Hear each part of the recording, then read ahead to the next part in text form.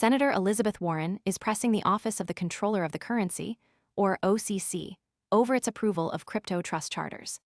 The Massachusetts senator has raised concerns that the federal banking regulator may be greenlighting firms that lack the qualifications to operate as national trust banks. Warren's letter to the OCC questions whether the agency's review process for granting these charters to crypto firms is rigorous enough. She is specifically asking if applicants have demonstrated adequate risk management, capital reserves, and consumer protection safeguards. This scrutiny comes amid growing debate over whether digital asset firms meet the same regulatory standards as traditional financial institutions. The OCC, which oversees federally chartered banks and thrift institutions, has faced increasing pressure from lawmakers about its charter approvals for crypto firms. The issue is not just about whether these companies can handle digital assets, but whether they should be allowed to operate under the same federal banking framework as established banks. Warren's challenge is part of a broader pattern of regulatory scrutiny that has followed crypto's expansion into banking services. This follows similar concerns when Prometheum completed its first trade under a new compliance framework, raising questions about oversight and legitimacy. A national trust charter from the OCC allows a company to custody assets and manage fiduciary responsibilities. For crypto firms, this means they can legally hold and manage digital assets on behalf of.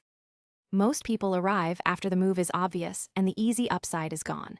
We focus on serious crypto education and high-quality signals before the crowd rushes in, so you can understand the setup earlier and move sooner. If you want that edge, visit the link below now. Clients, but the question remains, do these firms have the same level of oversight, transparency, and accountability as traditional trust banks? Warren's letter is pushing the OCC to clarify its standards and ensure that crypto firms are not being given regulatory advantages without meeting the same baseline requirements. The dispute is not just about compliance, it's about the future of crypto in the financial system. If the OCC continues to approve charters for crypto firms at a faster pace than traditional banks, it could signal a shift in regulatory priorities. That could lead to a situation where digital asset companies have more access to the federal banking system without the same level of scrutiny. This raises concerns about consumer protection, financial stability, and the potential for systemic risk. Warren's letter is also part of a broader regulatory strategy that includes questioning how digital asset firms interact with the federal banking system. Her pressure on the OCC follows a pattern of challenges that have been echoed in other regulatory discussions. The outcome of this dispute could influence how future digital asset companies approach federal banking legitimacy. If the OCC is forced to tighten its approval process, it could slow down the expansion of crypto firms into traditional banking roles. The stakes are high for both regulators and crypto firms. For the OCC, maintaining the integrity of the banking system is crucial. For crypto companies, securing a national trust charter is a key step toward legitimacy and access to traditional financial infrastructure.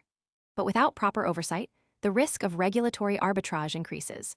That means crypto firms could benefit from federal banking privileges while avoiding the same level of scrutiny as traditional banks. The next signal to watch is whether the OCC responds to Warren's letter with a detailed explanation of its review process. If the agency provides transparency about how it evaluates crypto firms for trust charters, it could either reinforce or weaken the case for regulatory consistency. A lack of clarity could fuel further criticism from lawmakers and financial watchdogs.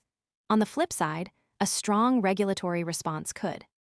Most people arrive after the move is obvious and the easy upside is gone. We focus on serious crypto education and high-quality signals before the crowd rushes in, so you can understand the setup earlier and move sooner. If you want that edge, visit the link below now.